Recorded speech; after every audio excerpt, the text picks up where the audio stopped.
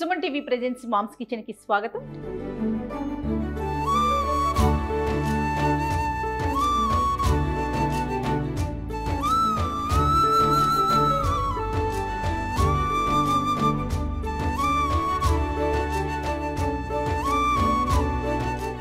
శ్రావణ మాసంలో ప్రతి శుక్రవారానికి సంబంధించి మంచి మంచి నైవేద్యాలు ప్రసాదాలు రమ్మగారు చూపిస్తున్నారు కదా. మరి ఈ రోజు ఏం ప్రసాదం చూపించబోతున్నారో రమ్మగారు? శనగపప్పు పాయసం చేసుకుందాం. శనగపప్పుతో పాయసమా? ఓకే. మామూలుగా పెసరపప్పు గుమ్మడికాయ కలిపి చేసుకున్నాం. పెసరపప్పు ఈ శనగతోటి కూడా చేస్తారు. అప్పుడెప్పుడో ఉడిపి వెళ్ళాను చూడు, మొన్న వెళ్ళింది ఉడిపి కాదు, 5-6 ఏళ్ల క్రితం ఒకసారి ట్రిప్కి వెళ్ళాం. అవును. అప్పుడు ఈ శనగపప్పు పాయసం గుళ్ళు దేవాలయపు భోజనంలో వడ్డించారు. ఉడిపిలో అలా డిఫరెంట్గా ఉంది. ఏమనుకున్నంటే పూర్ణం వడ్డించారని భావించాను నేను, కానీ అది పూర్ణం కాదని, అది పాయసం అని పక్కన కూర్చున్న ఒక తెలుగు వచ్చిన కన్నడిగా ఆవిడ నాకు చెప్పారనమాట. సో ఎలా చేస్తారు నీ రెసిపీ ఆవిడని అడిగాను. ఆవిడ సగం కన్నడ సగం తెలుగు 2-3 ఇంగ్లీష్ ముక్కలతోటి కొంచెం చెప్పారు.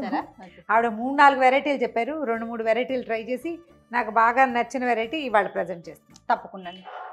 అమ్మవారికి కూడా మనం మీరు శనగపప్పు ఇష్టం అని చెప్పారు. లక్ష్మీదేవికి శనగపప్పు అంటే ప్రీతి కాబట్టి శనగతోటి చేసే ఏ తీపి పదార్థమైనా, మనం బూరెలు చేసుకుంటాం కదా, ఇలా పాయసం చేసుకోవచ్చు. శనగపప్పుని బాగా శుభ్రంగా కడిగేసి 1-2 గంటలు నానబెట్టేసేయండి. దీంతో పాటుగా 1 కప్పు శనగపప్పు అయితే 2 స్పూన్ల బియ్యం, అంతే బియ్యం 2 స్పూన్లు చాలు. ఈ బియ్యాన్ని కూడా నానబెట్టి పక్కన పెట్టుకుందాం. ఓకే. దీనికి మనకి బెల్లము కొబ్బరి కావాలి, పచ్చి కొబ్బరి, ఇవి 2 పక్కన పెడదాం. ఇప్పుడు ఏం చేద్దాం అంటే నానబెట్టిన శనగపప్పుని 2 విజిల్స్ రానిద్దాం కుక్కర్లో పెట్టి. స్టవ్ వెలిగించేసి పప్పు నానబెట్టేసుకున్నాము.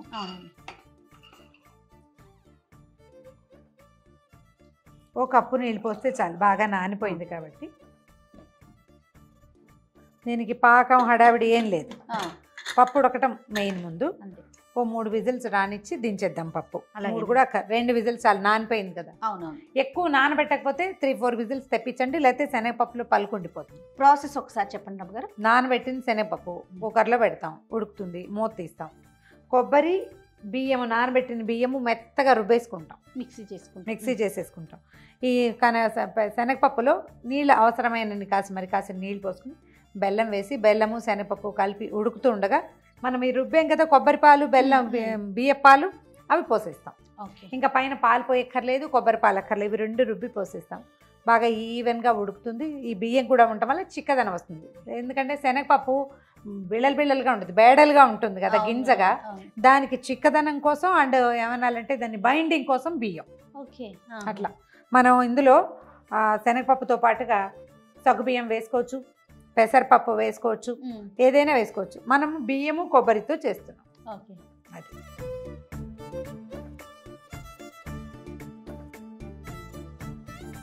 అయిపోయింది.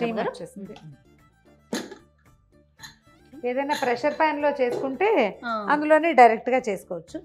అయితే మనం కొంచెం మనం కుక్కర్లో పెడితే కాస్త మెత్తగా అయిపోతుంది. వేరే పాత్రలోకి పప్పు చూడు ఎంత బాగుందో.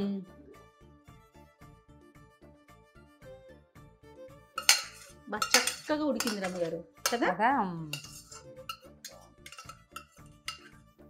అంటే ప్రాపర్ గా కుక్ అయిన ఫీల్ తెలుస్తుంది చూడండి. నానింది కదా మంచిగా. స్టవ్ వెలిగించు.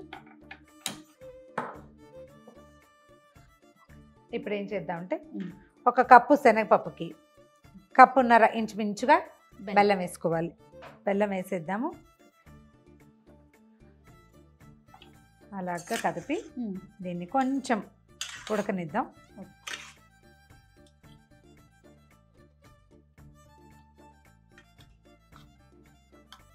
బెల్లం కరిగాక మనం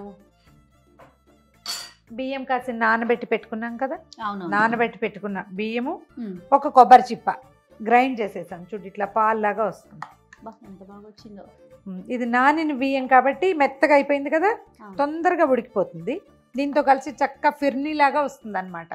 బియ్యం ఇన్ని బియ్యం చాలు, అందుకనే జస్ట్ మీరు 2 స్పూన్స్ వేసినట్టు అంతే. ఉడుకుతుంది. కొంచెం బెల్లం కరిగితే సరిపోతుంది. బెల్లం కరిగాక మనం బియ్య పిండి పోసేసుకోవచ్చు.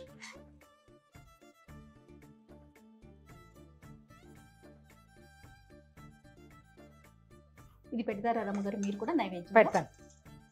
ఇది పెడతాను, పెసరపప్పు పాయసం పెడతాను. చోటికి అయితే ఇప్పుడు మనం బెల్లం వేసాం కదా, ఇంకంత మనం నొక్కితే తప్పిస్తే మెత్తపడదు, ఇలాగే ఉంటుంది.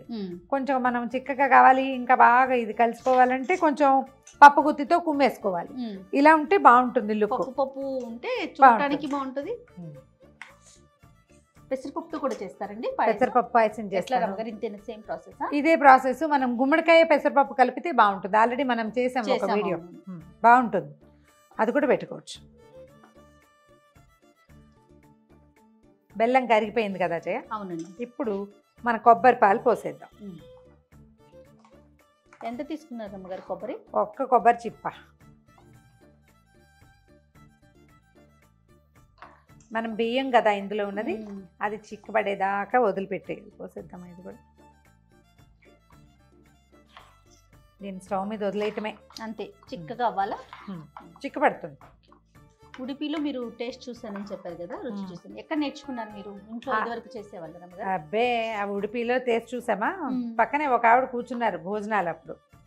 మనకి భగవంతుడు ఒక అవకాశం ఇస్తుంటాడు. ఏదో ట్రిప్కి వెళ్తాం, ఎక్కడికో వెళ్తామా, అక్కడేం దారి తన్ను తెలియదు మనకి, ఏం చూడాలి ఏం చేయాలి తెలియదు. ఆ పక్కన కూర్చున్నాడు చక్కగా గుమ్మడి కుండలు నున్నగా బాగున్నారు. ఓ 55-60 ఏళ్ళు ఉంటాయి. ఆవిడ ఏ ఊరు ఏదో అడిగారు. అడిగాక కొంచెం కన్నడ యాస. నేను ఇది హైదరాబాద్ అని చెప్పా. ఏ పదార్థాలు ఏమిటో తెలియట్లేదు మాకు, కొన్ని మనకు అలవాటు లేనివి కదా. అయితే ఆవిడ అవన్నీ చెప్పి అక్కడ ఉన్న బృందావనం చూడాలి, అక్కడ ఏమేమి చూడాలో ఒక 3-4 ప్లేసులు చెప్పి ఆ బృందావనం దాకా నాతో పాటు వచ్చి మేము అవన్నీ చూశాక ఆవిడ మళ్ళీ కనపడలా. నేను మొన్న వెళ్ళినప్పుడు కూడా ఆవిడ కోసం వెతికాను. నేను అనుకుంటా కృష్ణుడు నాకేం చూపించదలుచుకున్నాడో అలా చూపించేస్తాడు. అందులో ఈ వంటకం ఒకటి. ఆవిడ 3-4 వెరైటీస్ చెప్పారు. ఇందులో చెప్పా కదా, ఇది సగ్గుబియ్యం కలుపుకోవాలి, కలిపి ఉడకబెట్టుకోమన్నారు ఒకటి, ఇది పెసరపప్పు చెప్పారు ఒకటి, ఓ గుప్పెడు బియ్యము ఎక్కువ శనగపప్పు చేసి చేయమన్నారు ఒకటి, ఇది 4వది. అయితే దీంట్లో ఆవిడ చెప్పింది ఇప్పుడు నేను చేస్తున్నది ఒకటి అవునో కాదో నిజంగా నాకు తెలీదు. కాస్త అటు ఇటుగా నాకు బాగుందనిపించిన మెథడు 2-3 సార్లు సగ్గుబియ్యం వేసి కూడా చేశా, నాకు నచ్చలేదు. అండ్ మోర్ ఓవర్ మనం ప్రసాదంగా చేసేటప్పుడు సగ్గుబియ్యము సేమియా సాధారణంగా వాడం. నేను చెయ్యను, మరి మా ఇళ్లలో తక్కువ అంచేత ఇలా మొదలు పెట్టుకున్నాను అనమాట. చూడు ఎంత చిక్కగా అయింది. అవునవును. కానీ మీరు అన్నట్లుగా రమ్మగారు, కొంతమంది వ్యక్తులు ఎందుకు తారసపడతారో తెలీదు. అదే మళ్ళీ కంటిన్యూ అవ్వదు. కానీ వాళ్ళు చెయ్యాల్సింది చెప్పాల్సింది చెప్పేస్తారు, వెళ్ళిపోతారు. అదే చాలా మంది వస్తారు మన జీవితంలో అట్లా. నాకైతే క్షేత్రాలు చాలా చోట్ల అలాంటి అనుభవం ఉంది. ఎవరో ఒకళ్ళు వస్తారు, మీరేమో గమ్మును కూర్చోరు కదా, పలకరిస్తూనే ఉంటారు. వాళ్ళు మాట్లాడకపోయినా నేను పలకరిస్తాను. అవతల వాళ్ళు పలకరించిన ప్రశ్నకి సమాధానం ఏదో అడుగుతాం కదా, అడిగేసరికి ఆటోమేటిక్గా మనకు కావాల్సింది వచ్చేస్తుంది. కొంచెం భాష కుదిరితే ఇంకా బాగుంటుంది. 2 నిమిషాలు ఇది కుతకుతలాడుతూ ఉండగా దించేది. అప్పుడు మనకి బియ్యం ఉడుకు పట్టినట్టు అనమాట. చూడు రైస్ చూడు, అందుకని చిక్కగా వచ్చేసింది. కానీ ఒక పదార్థం కలిసేసరికి ఎంత మార్పు కదండి. అదే కదా, మన జీవితం కూడా అంతే. ఒకళ్ళు యాడ్ అయ్యేసరికల్లా జీవితంలో ఎన్ని మార్పులు వచ్చేస్తాయో. సుమన్ టీవీ యాడ్ అయ్యి నా జీవితం ఎంత మారిపోయిందో చూడు.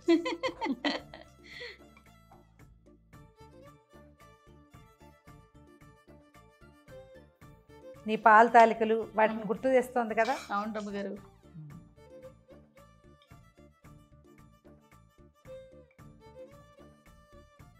మనం ఇందులో మామూలు పాలు కనుక పోస్తే అప్పుడప్పుడు విరిగిపోతుంది.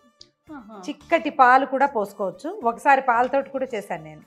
నెక్స్ట్ టైం చేసినప్పుడు పాలు సగ్గుబియ్యంతో చేద్దాం, అంటే దేవుడి ప్రసాదంగా కాకుండా. ఇప్పుడు ఏదో అమ్మవారి ప్రసాదంగా చేస్తున్నాం కదా. నెక్స్ట్ టైం ఇందులో నేను నేర్చుకున్న 2వ మెథడ్ చెప్తా.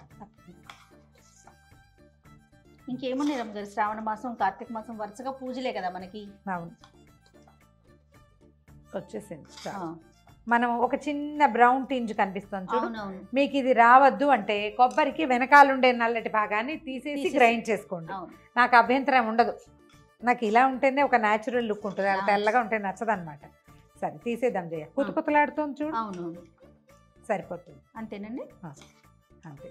దీన్ని స్టవ్ ఆపద్దు కానీ ఏలక పొడి వేసి దీన్ని పక్కన పెట్టేద్దాం. ఓకే, కాలట్లేదండి. లేదు, పట్టుకోగలిగే వేడిగానే ఉంది. తీసేద్దాం, పక్కకు పెడతాం.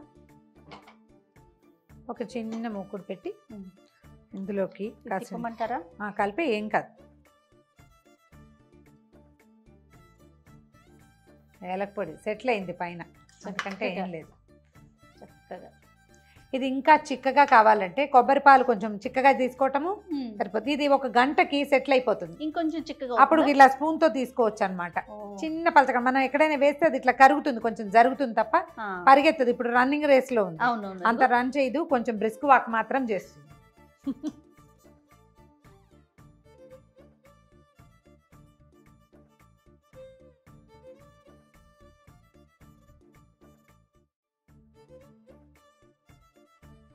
జీడిపప్పులు, కిస్మిస్లు కావాలంటే చిన్న బాదం ముక్కలు కూడా వేసుకోవచ్చు.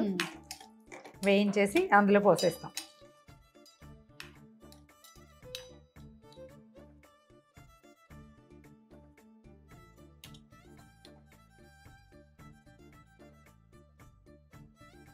మన ఇప్పుడు శనగపప్పు పాయసం రెడీ అయిపోయింది. ఇందాకటికంటే చిక్కబడిపోయింది చూడు. అవునవును. ఇంకా సేపు ఆగితే మరి ఇంకా బ్రహ్మాండంగా చిక్కబడిపోతుంది. ఇలా ఒక కొత్త పాత్రలో చేసుకుంటే ఇక మళ్ళీ ఇంకో సర్వింగ్ డిష్ లేకుండా ఈ డిష్ని తీసుకెళ్ళి అమ్మవారి దగ్గర కూడా పెట్టేసేయచ్చు.